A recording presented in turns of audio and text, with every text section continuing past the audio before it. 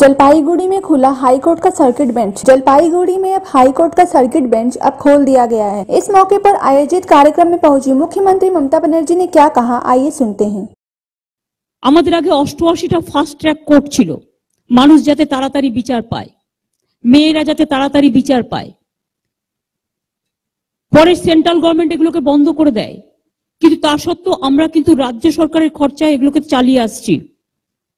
এবং 88টা fast track কোর্টের মধ্যে 55টা শুধু মহিলাদের কোর্ট। এটা কিন্তু একটা গর্ব করার ব্যাপার।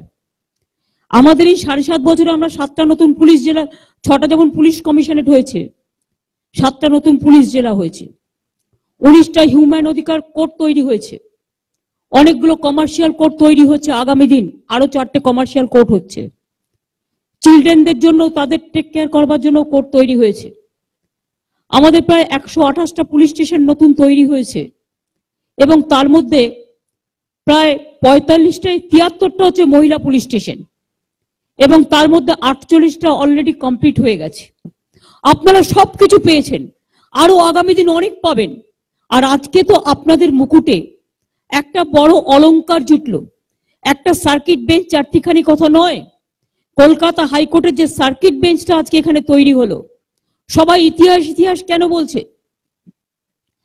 কবে চিন্তা ভাবনা হয়েছিল? 1988 সালে। আর তৈরি হতে কত বছর লাগলো? 1912 সালে আমি এখানে শিলান্যাস করে গিয়েছিলাম তাড়াতাড়ি করবার জন্য। যাই হোক, সব ভালো যার শেষ ভালো। আমি আর কোনো কন্ট্রোভার্সির মধ্যে যেতে চাই না আজকের এই শুভ দিনে। বিতর্ক মানুষের জীবনে থাকে, থাকবেই, কিন্তু তা সত্ত্বেও বলি, হয়তো আগেও হয়ে যেতে পারত। জ্যোতির্ময় বাবু থাকার সময় অনেক উদ্যোগ নিয়েছিলেন, তার সময় এটা না হলেও তিনি অনেক চেষ্টা করেছেন। আজকে বিশ্বনাথ সমাদ্দারের হাত দিয়ে এটা উদ্বোধন হচ্ছে এবং ক্লিয়ার হয়ে গেল। It's very good. ধরুন, আজকে সার্কিট বেঞ্চ তো হলো এখানে, বিচারটা কার জন্য, কাদের জন্য? ছোট মুখে বড় কথা শোভা পায় না, কিন্তু আমি নিজেও একজন আপনাদের গোত্রেরই লোক। হয়তো সুযোগ পাই না, তাই প্র্যাকটিস করতে পারি না, কিন্তু আমিও নিজেও ব্যক্তিগত জীবনে লয়ার বলেই আপনাদের বলছি। বিচারের জন্য কিন্তু মানুষ বিচারের দরজায় এসে ঘুরতে ঘুরতে ঘুরতে ঘুরতে অনেক সময় পা ব্যথা হয়ে যায়। আইনজীবীরা একটু নিজেদের আরো বেশি করে এক্সপার্ট করে গড়ে তুলুন। একজন লয়ার এত বেশি কেস নিয়ে ফেলেন যে তার পক্ষে সবগুলো কেস করা সম্ভব হয় না। কিন্তু যে মানুষটা কেসটা আপনাকে দিচ্ছে, কত কষ্ট করে টাকা জোগাড় করে একটা কেস দেয় বলুন।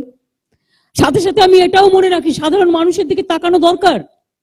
ঘটি বাটি বিক্রি করে, আমরা বলি না কোটে ছুলে 18 ঘা। একবার কোর্টে যদি কেউ গিয়ে পড়ে, বেচারা তার কি অবস্থা হয়, এটা আমাদের সকলের ক্ষেত্রেই প্রযোজ্য। এবং আর একটা কথা আমি বলবো, জলপাইগুড়িতে সার্কিট বেঞ্চ হাইকোর্টের হচ্ছে, এটা বড় ব্যাপার। কিন্তু আমরা যদি সবাই এক্সপেক্ট করি সবাই ইন্টারন্যাশনাল ইংলিশ বলবে, তাহলে কিন্তু ভুল। রিজিওনাল ল্যাঙ্গুয়েজেও কিন্তু তাদের বলবার সুযোগ দিতে হবে, তা নাহলে কিন্তু স্থানীয় লয়াররা পারবে না। সবাই কিন্তু ইংরেজি জানবে না, এখানে পারবে না, তাদের তৈরি হতে সময় লাগবে। আমি যদি বলি আমার বালুরঘাট থেকে একটা গ্রামের ছেলে যে বাংলা মিডিয়ামে পড়ে এসছে, তাকে যদি বলি ঝরঝর করে ইংলিশ বলো, সে হয়তো ভালো বুঝতে পারে কিন্তু এক্সপ্রেস করতে পারে না। এটা তার দোষ নয়, আমরা সবাই বাংলা মিডিয়াম থেকে পড়ে এসছি না, এটা আমাদের দোষ নয়। আমাদের তো ইংরেজি সবাই আমরা পড়িনি।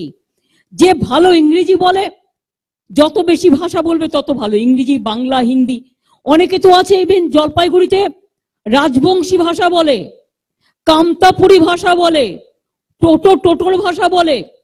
তারা কি করে তাদের ভাষাটাকে এক্সপ্রেস করবে? সুতরাং অ্যাটলিস্ট আমরা যেন রিজিওনাল যে সেন্টিমেন্টটাকে যেন দাম দিই।